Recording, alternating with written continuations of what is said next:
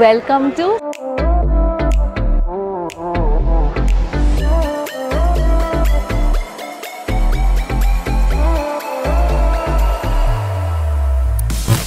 আয়ুবোভান। আজকে হলো 19th April 2024। আয়ুবোভানটা কি? মনে করুন আমরা যেমন নমস্কার বলি হিন্দিতে আর বাংলাতে, তামিলনাড়ুতে বলা হয় ভানাকাম, ওরমই শ্রীলঙ্কাতে বলা হয় আয়ুবোভান, মানে হাই বা নমস্কার। আজকে আমি আর রনিত ঘুরে দেখব কলম্বো শহর, শ্রীলঙ্কার ওয়ান অফ দ্য ক্যাপিটালস। বাজে এখন 9:15 আর আমরা বেরিয়ে যাব এয়ারবিএনবি থেকে। আজকে আমরা কলম্বো ছেড়ে যাচ্ছি না, আমরা কিন্তু কোনো গাড়ি নিচ্ছি না। পুরো যে কলম্বো ভ্রমণটা করব অ্যাজ ওয়েল অ্যাজ শ্রীলঙ্কার যে পুরো ভ্রমণটা করব সব কিছু কিন্তু লোকাল গাড়ি, লোকাল ট্রেন, টুকটুক, বাস এইসব ইউজ করেই করব। যদি আপনারা বাজেটে ঘুরতে চান তাহলে কিন্তু আমাদের ভিডিওগুলো দেখতে থাকবেন, পুরো শ্রীলঙ্কা সিরিজটা দেখবেন। আর লাইক, শেয়ার এন্ড সাবস্ক্রাইব করতে ভুলবেন না।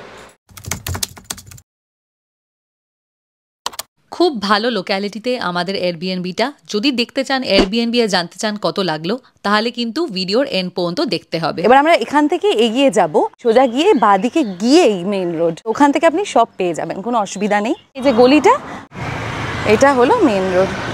এখন আগে আমরা টুকটুক নিই, বাস নিলে হলো পার পারসন 60 টাকা করে, 60 LKR। টুকনুট নিলে অবভিয়াসলি একটু বেশি হবে। তো দেখি, উনি বললো মিটারে যাবে, ঠিক আছে, গঙ্গারামা টেম্পল, এই যে এখানে মিটার আছে, মিটারে যাবে। ওকে, তো চলুন শুরু করা যাক কলম্বো সাইট সিইং।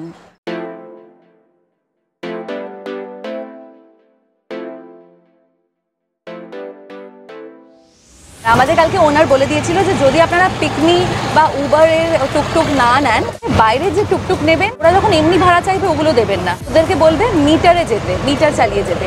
আর এটাও বলে দিল যে কলম্বো শহরে বা শহরের একটু বাইরে এই মিটার সিস্টেমটা আছে। বাট মনে করুন আপনি চলে গেলেন কান্ট্রি সাইড এরিয়াগুলোতে, ওগুলোতে কিন্তু আর মিটারে চলবে না, ওখানে তখন আপনাকে দরদাম করতেই হবে।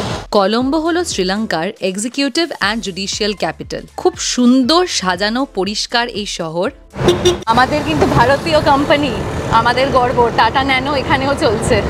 গল্প করতে করতে চোখে পড়ে গেল গঙ্গারামায়া টেম্পলের অপূর্ব দৃশ্য।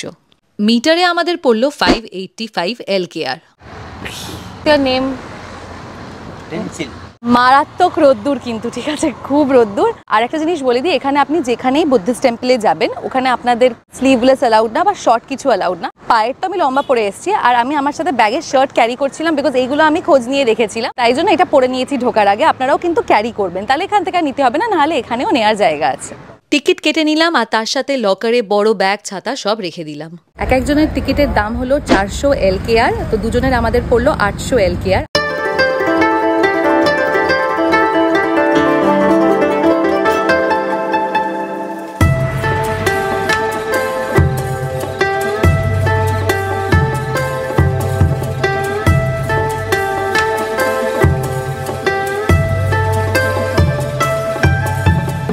গঙ্গারামায়া মন্দির 1900 শতকে সম্পূর্ণ হয়েছিল। কলম্বোতে অবস্থিত বেড়া লেকের কাছে এটি শ্রীলঙ্কা, ভারতীয়, চীন এবং থাই স্থাপত্যের মিশ্রণের প্রস্তাব দেয়।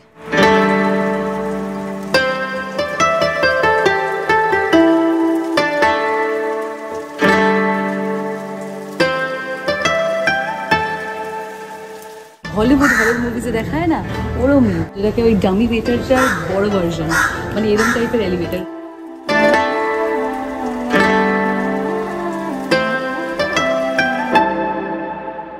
খুব সুন্দর লাগছে ভেতরটা, খুব গ্র্যান্ড কিন্তু, ভাস্ট এরিয়া। মন্দিরের এই ভাগটায় প্রবেশ করতে না করতেই দেখি ওনারা ক্যান্ডিয়ান ট্রেডিশনাল ড্রেসে আসছে।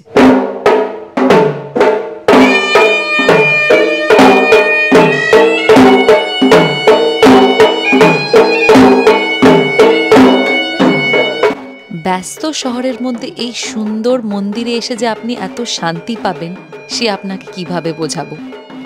সপ্তাহের কিন্তু প্রতিটা দিনই এটা সকাল 6টার থেকে রাত্রির 10টা পর্যন্ত খোলা আছে।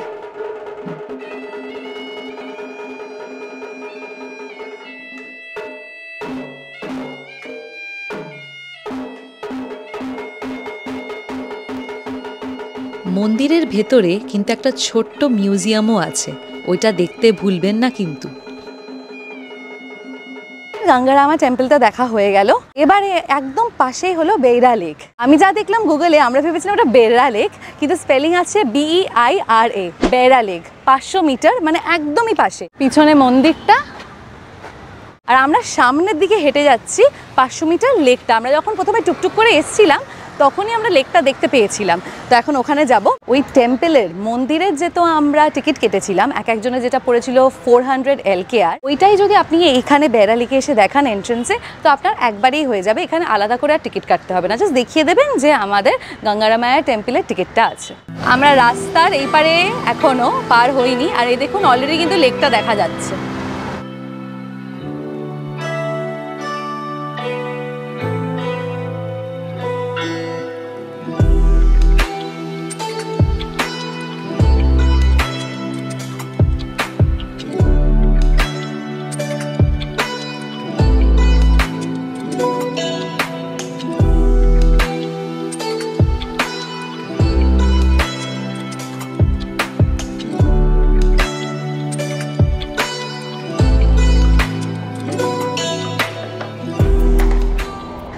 পুরো কাঠের কাজ এখানে, কিন্তু ওপরটা খুব অর্নামেন্টেড, মানে অর্নামেন্টাল কিছু করেনি, কাঠের কাজ করেছে, পুরো কাঠ, খুব সুন্দর লাগছে, আর অনেকটা হাইট।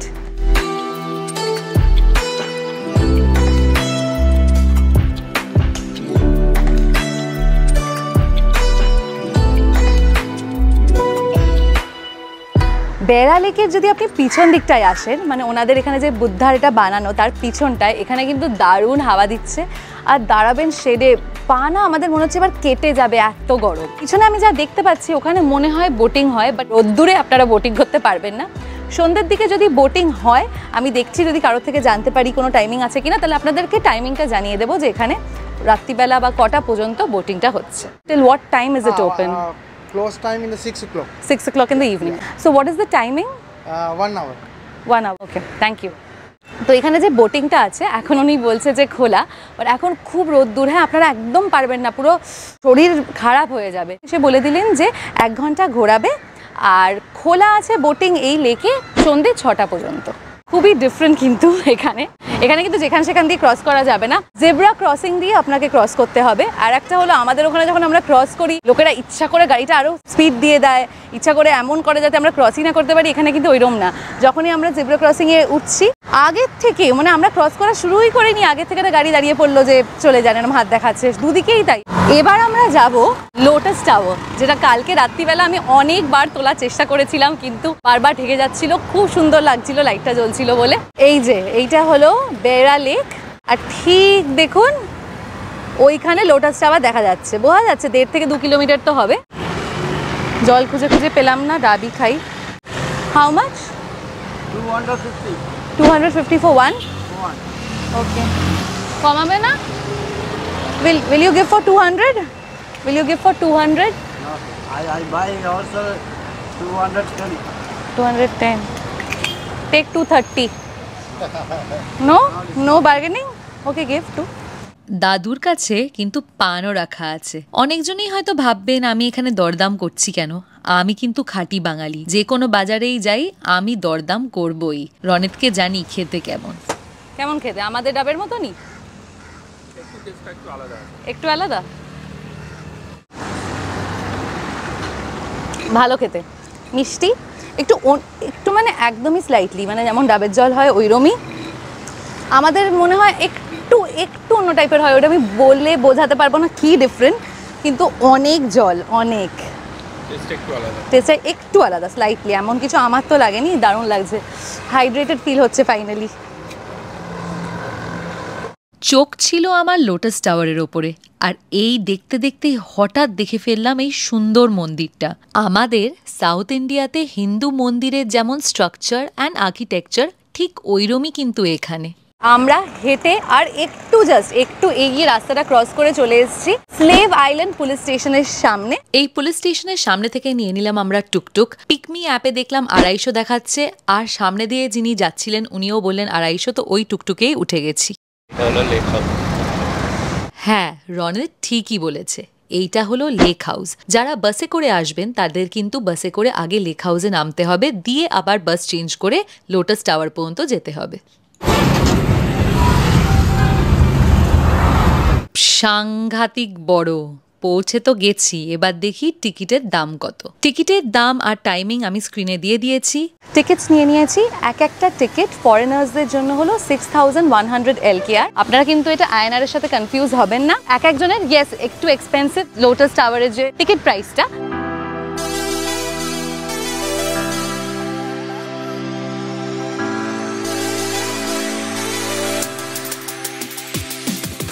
রনিত মনে করে ও হলো সব থেকে লম্বা, না ও একটু মনে করে, কিন্তু ফাইনালি সামথিং যেটা ওর থেকে লম্বা। ভেতরটা কিন্তু বেশ ভালো, কেন যে গরম থেকে এসিতে ঢুকলে অ্যাকচুয়ালি ভালো লাগছে। এখানে একটা এটিএম আছে, গেট 1 দিয়ে ঢুকে যাচ্ছি। প্রথমে এলিভেটর নিয়ে নিলাম, এলিভেটর করে আমরা চলে যাচ্ছি 29th ফ্লোরে। আমরা যখন প্লেনে উঠি প্রেশারের ডিফারেন্সের জন্য যে কানে যেটা ফিল হয় ওটা কিন্তু হলো যখন 29th ফ্লোরে আমরা উঠছি। এসে গেছি, এবার বেরোবো। Wow, at the top.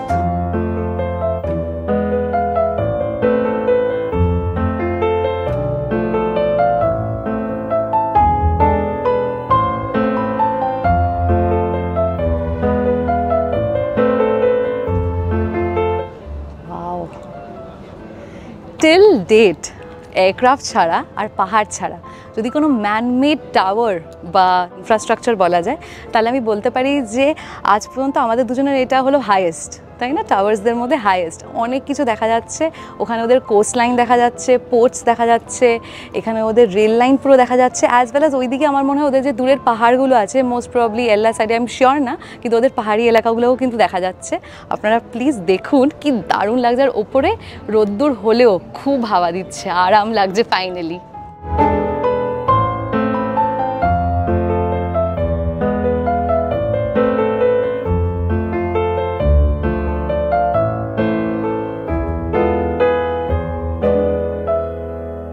Coastline এরিয়াটা ছেড়ে যেই এদিকটা একটু আসলাম, সেই টাওয়ারেই কিন্তু এদিকে কিন্তু হাওয়া ফট করে কমে গেল। মানে সমুদ্রের জন্য আসলে আমরা কত হাওয়া পাই, sea bridge and land bridge.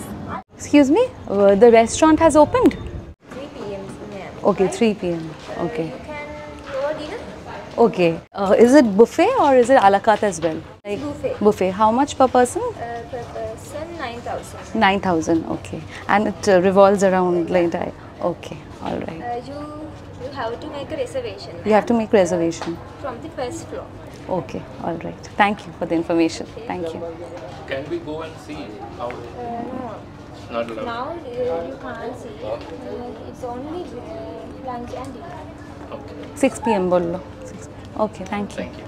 ওদের যে রিভলভিং রেস্টুরেন্টটা আছে ওইটার টাইমিং হলো 3টে পর্যন্ত লাঞ্চ। ওটা হলো 7 কুইজিনস থাকবে, 7 ইন্টারন্যাশনাল কুইজিনস। বুফে থাকবে, পার পার্সন হলো 9,000 LKR। আর তার সাথে ওইটার টাইমিং হলো ডিনারের জন্য সন্ধ্যে 6টার থেকে। আর ওটা কিন্তু পুরো নাকি রিভলভ করবে। আর একটা জিনিস, সেটা হলো আপনাদেরকে ফার্স্ট ফ্লোর থেকে রিজার্ভেশন করতে হবে। রিজার্ভেশন করেই আপনারা ওই রেস্টুরেন্টটায় ভিজিট করতে পারেন।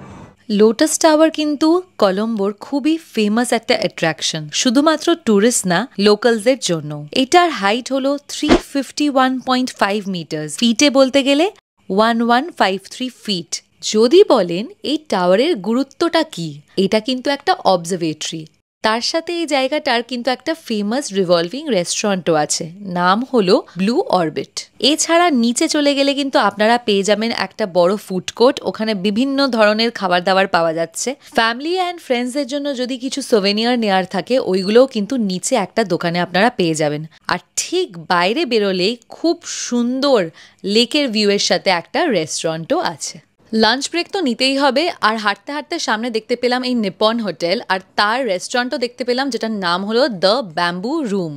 রোড সাইডে একদম রাস্তার পাশেই পেয়ে গেলাম বিশাল বড় বুফে। অপশনসগুলো আমরা দেখে নিলাম, অনেক অপশনস। আমরা অ্যাকচুয়ালি বুঝতে পারছি না, আমরা এতটাই হয় না ডিহাইড্রেটেড হলে যেটা হয়, আপনার সঙ্গে সঙ্গে অত খেতে ইচ্ছা করবে না। তো বুফেতে এত অপশনস, আর ঘুরতে এসে আমার মনে হয় না অত কিছু খেতে পারবো। শ্রীলঙ্কায় এসছি আর শ্রীলঙ্কান ডিশ খাবো না সেটা হবে না। আমি কিন্তু শ্রীলঙ্কান সব টাইপের ডিশ নিয়ে একটা আলাদা ডিটেল ভিডিও বানাবো। এখানে কি অর্ডার করলাম সেটা এবার দেখে নিন। আমরা নিয়ে নিলাম ল্যাম্প্রেস। এটা কিন্তু ইনফ্লুয়েন্স ডাচ বার্গার থেকে। এটা হলো প্যাকেট অফ ফুড, তার মানে সব খাবার একসাথে একটা প্যাকেটের মধ্যে তৈরি করা হয়েছে বানানা লিভসে। আছে এর মধ্যে স্পেশাল কিরি সাম্বা রাইস, তার সাথে fish cutlet, boiled egg, fried ash plantain, Maldives fish sambal আর চয়েস অফ মিট, যেটাতে আমরা নিয়েছি চিকেন। একটু অন্য টাইপের খেতে। চালগুলো কেমন, চালগুলো আমরা যেমন বাড়িতে আরো বেশি সেদ্ধ খাই, সেদ্ধটা একটু কম, কিন্তু ওরম না যে অসুবিধা হচ্ছে, বেশ ভালো লাগছে। একটা হালকা হালকা একটু সেদ্ধটা কম, একটু মচমচ একটা ব্যাপার আছে, আর খুব টেস্টি। মানে একদম যারা ঝাল খাবার পছন্দ করেন, ঝাল ঝাল মশলা হবে, মানে চিকেনের কারিটা বেশ ভালো হবে, একদম ওইরকম খেতে, মানে দারুণ লাগছে খেতে।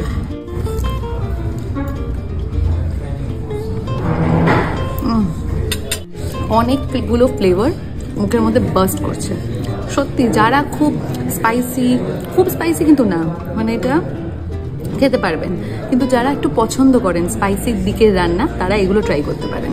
টুকটুক নিয়ে নিয়েছি, এবার আমরা যাচ্ছি হলো পেটা মার্কেট। আমরা পিকমি অ্যাপ থেকে এবার টুকটুকটা নিলাম।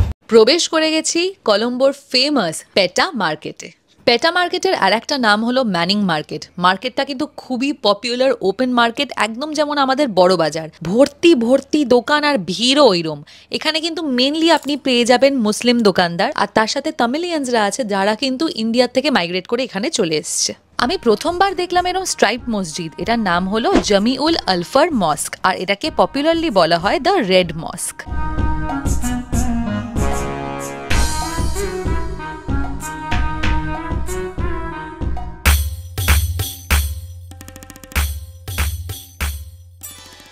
সেকুলারিজম কার না ভাল লাগে, যেমন পাশে মসজিদ ওরম কিন্তু এখানে মন্দিরও আছে। এই স্কোয়ার পেনের, যেটা ফরেনে আপনারা নিশ্চয়ই জানেন যে সব জায়গায় স্কোয়ার পেন ইউজ হয়, আমাদের ইন্ডিয়াতে গোল পেনটা ইউজ হয়, শ্রীলঙ্কাতেও গোল পেন ছিল রিসেন্ট রেগুলেশনসের জন্য। আমার মনে হয় ওদের এতই ফরেনার ট্যুরিস্ট, তাই জন্য ওদের এখন স্কোয়ার পেন হয়ে গেছে। আজকে আমরা মার্কেট থেকে, এই পেটা মার্কেট থেকে এইটা কিনে নিলাম। এটা সাপোর্ট করবে 250 ভোল্টস, এটা নিল 200 LKR। এরকম লোকাল মার্কেটে রাস্তায় বিক্রি হচ্ছে, ওখান থেকে নিয়ে নিয়েছি। আর সবার জন্যই দাম সেম, বিকজ একটা লোকাল আইটও এসেছিল কিনতে, তাকেও 200 LKRই বললো। সামনে দেখতে পেলাম এরকম ফ্রেঞ্চ ফ্রাইজ বা চিপস জাতীয় কিছু একটা বিক্রি হচ্ছে।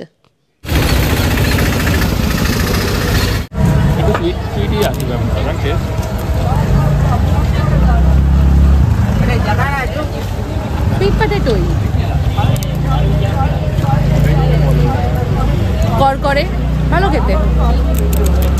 হাতে চিপসের ঠোঙা নিয়ে পেটা মার্কেট থেকে আমরা রওনা দিলাম ইন্ডিপেন্ডেন্স স্কোয়ার যাওয়ার জন্য। এইটা হলো কলম্বোতে একটা স্টেডিয়াম, দূর থেকে দেখা যাচ্ছে, বেশ সুন্দরই লাগছে কিন্তু।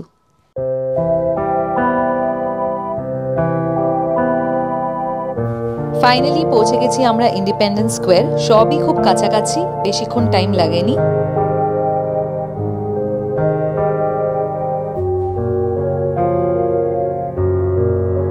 কলকাতা নাইট রাইডার্সের কিন্তু এখানে অনেক ফ্যান্স না হলেও অ্যাটলিস্ট IPL ম্যাচগুলো ওরা খুব ভালোভাবে ফলো করে। আমাকে বললো নিচে এই হাতের স্ট্যাম্পটা দিয়ে যে কলকাতা, তার বললাম ইয়েস, বলছে ইয়েস্টারডে কলকাতা লস। সো আমরা এসে গেছি ইন্ডিপেন্ডেন্স মেমোরিয়াল হলে। আমরা যেহেতু ইন্ডিয়ার, ভারতেও যেহেতু ব্রিটিশ রাজ ছিল, ব্রিটিশ রুল ছিল, তাই জন্য আমরা বুঝি ইন্ডিপেন্ডেন্সের ইম্পর্টেন্সটা কি। আমরাও তো একটা কলোনাইজ কান্ট্রি ছিলাম, তো ইন্ডিপেন্ডেন্স পাওয়ার পর আমাদেরও অনেক ইম্পর্টেন্ট স্ট্রাকচার্স আছে যেইগুলো আমরা দেখে খুব প্রাউড ফিল করি। আমাদের অনেক হয়তো অবভিয়াসলি আমরা এখনকার জেনারেশনের, কিন্তু তবুও কিন্তু ওই পেট্রিয়টিক যে ফিলিংটা ওটা হয়। ওইরকমই কিন্তু শ্রীলঙ্কাও ব্রিটিশ রাজে ছিল, ব্রিটিশ রাজের আন্ডারে ছিল। আর ওরা যখন ইন্ডিপেন্ডেন্স পায় তখন এই হলটা তৈরি হয়, ওইটাকে ডেডিকেট করে এই হলটা তৈরি হয়। জায়গাটার নাম হলো ইন্ডিপেন্ডেন্স স্কোয়ার, আর যে হলটা ওইটার নাম হলো ইন্ডিপেন্ডেন্স মেমোরিয়াল হল। খুবই কাছাকাছি। আমরা 1947, আর শ্রীলঙ্কা ইন্ডিপেন্ডেন্স পেয়েছে ব্রিটিশ রুলের থেকে 4 ফেব্রুয়ারি 1948, আর এইটার কনস্ট্রাকশন শুরু হয় ঠিক তার পরের বছর 1949।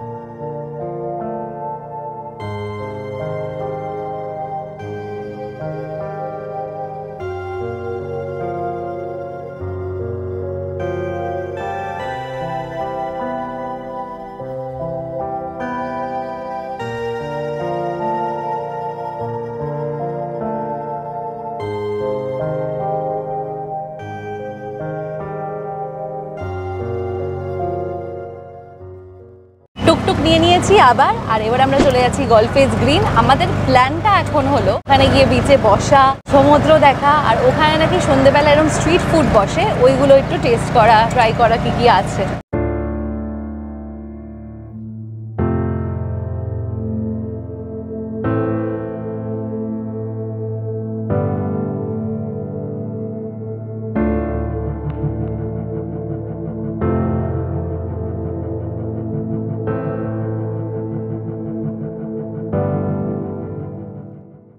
এসে গেছি আমরা গলফেস, আর গলফেসের যে এরিয়াটা ওখানে হলো পুরোপুরি corporate buildings and 5 star hotels. খুব চালাকি করে ওরা নিয়ে নিয়েছে এই সুন্দর সি ফেসিং ভিউটা। সমুদ্রের রংটা পুরো নীল, পুরো চকচক করছে, কেন এখনও কিন্তু সূর্যের আলো আছে। আমি সমুদ্র মারাত্মক ভালোবাসি, পাহাড় নো ডাউট মারাত্মক ভালোবাসি, এবার সমুদ্র যেন আমাকে টানে, একটা অন্যই ব্যাপার, আমার সমুদ্র খুব ভালো লাগে। ও আর একটা জিনিস বলে দিই, অনেক কিন্তু খাবার বসেছে, ওগুলো আমরা পরে সন্ধ্যের দিকে ট্রাই করব। যতই ম্যানমেড অ্যাট্রাকশনস হোক, যতই যে ডিফারেন্ট টাইপের জায়গা ঘুরে চলে আসলাম, সমুদ্র আর পাহাড়ে যে ভিড়টা থাকে ন্যাচারাল জিনিসের জন্য, ওটা কিন্তু আপনি অন্য কোথাও পাবেন না।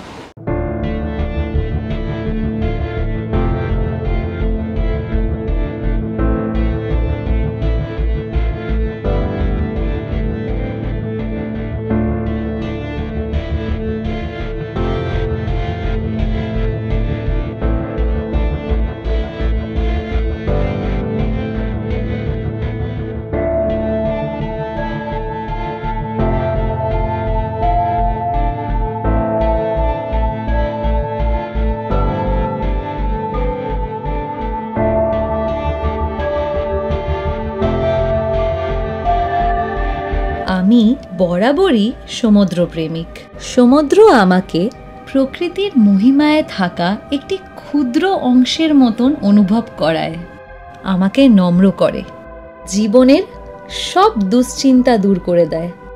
সমুদ্র যদিও উগ্র, তবুও আমাকে শান্ত করার গুণ রেখেছে, এবং সেই কারণেই আমি সব সময় সমুদ্র দেখতে ভালোবাসি।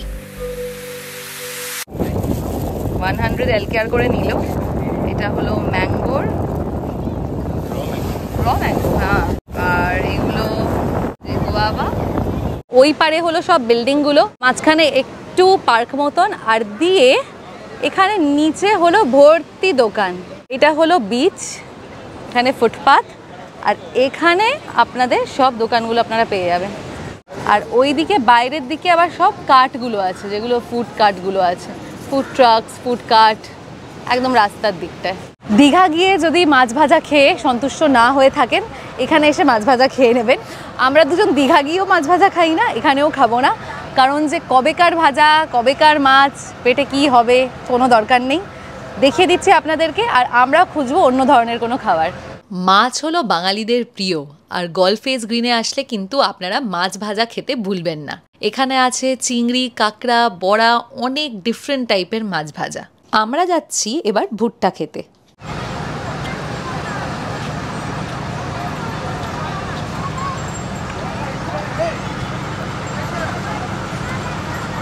মিক্স করবে, বুঝলি তো, খুব সুন্দর মনে হয়। এই জন্য বলে আগের থেকে কিছু ভাবতে নেই, কিছুই মিক্স করেনি। ওটা ওদের জল, যেটার মধ্যে ওরা হালকা নুন দিয়ে রাখে, ওটার মধ্যে ডুবিয়েই আমাদেরকে ভুট্টাটা দিয়ে দিল। এক একটা 100 করে নিল, 100 LKR করে, বাট খেতে ভালো না। সুইট কর্নই নিয়েছিলাম, কি বলবো, বাজে খেতে, না কোনো ওপর দিয়ে নুন দিয়েছে, লেবু দিয়েছে, কিছু না। ইভেন ওদের যে কর্নগুলো আমাদের যেমন বড় হয়, ওদের কিন্তু কর্নের সাইজগুলো ছোট, ভালো না খেতে। আর তারপরে জুস নিলাম, অরেঞ্জ জুস নিলাম আর লাইম জুস নিলাম, এখানকার লোকাল অরেঞ্জ, ছোট্ট ছোট্ট অরেঞ্জ, আমি দেখিয়ে দিচ্ছি, ভালো খেতে। এক একটা গ্লাস নিল হলো 200 LKR করে, ভালো খেতে, একদম ফ্রেশ ছিল, পুরো পাল্প ছিল, কেন আমি খুলেই খেলাম আবার, একদম খুব ফ্রেশ সুইট ছিল, ভালো ছিল খেতে, এটা ভালো ছিল। আজ আমরা কলম্বোর ভ্রমণ কমপ্লিট করে এবার ফিরে যাচ্ছি আমাদের এয়ারবিএনবিতে। কালকে বেরিয়ে যাব একটা নতুন জায়গায়, আর তার আগে অ্যাজ প্রমিসড আপনাদেরকে দেখিয়ে দেবো আমাদের কলম্বোর এয়ারবিএনবিটা। কমন এরিয়া, সবাই ইউজ করতে পারবে, এরকম সোফা দেওয়া আছে, ওইটা হলো মেন এন্ট্রান্স, এটা মেন এন্ট্রান্স, ওটা আমাদের রুম। বাঁ দিকে ওটা দেখছেন, ওটা হলো বাথরুম। বেশ বড় বাথরুম, পরিষ্কার পরিচ্ছন্ন, সব কিছু দেওয়া আছে বাথরুমে। ওয়াশিং মেশিনও আছে, বাট এটা ইউজ করার আগে ওনারের সাথে কন্ট্যাক্ট করতে হবে। আর টয়লেট্রিজ কিন্তু নিজের ইউজ করবেন। ড্রয়িং রুমে সোফা, টেবিল ফ্যান আছে, বড় উইন্ডোজ, তাই জন্য ভালো আলো ঢোকে রুমে। এই এয়ারবিএনবিতে কিন্তু আপনারা কিচেন অ্যাক্সেসও পেয়ে যাচ্ছেন। ফ্রিজের শুধু একটা তাকি ইউজ করতে পারেন, বাকিটা কিন্তু ওনারের। বাহ, কিচেনটা বেশ বড়, আমরা গ্যাস ইউজ করতে পারি, ইউটেন্সিলস ওনারকে জেনে ইউজ করতে পারি, আর গ্রসারিজ কিন্তু নিজের নিয়ে আসতে হবে। ড্রয়িং রুমে এয়ারবিএনবি ওনার্সদের ছবি ছিল, আর তার সাথে ওনাদের ব্যাপারে একটু ইনফরমেশনও ছিল। এবার চলে আসি আমাদের রুমে।